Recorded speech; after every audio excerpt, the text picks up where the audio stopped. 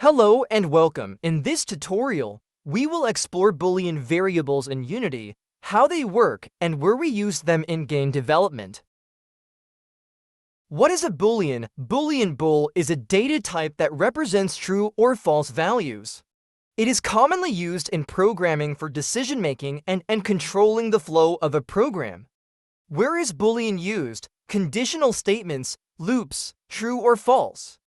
Let's see a simple example. We will create a bool variable to check if the game is over. As you can see, Booleans are essential for managing game logic.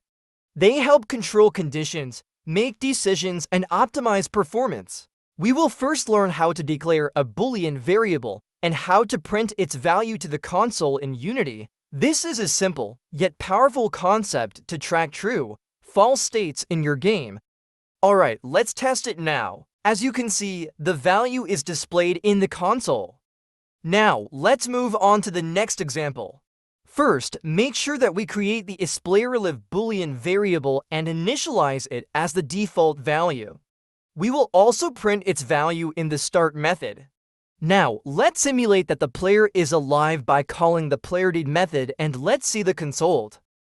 Thank you for watching. See you in the next video. Goodbye.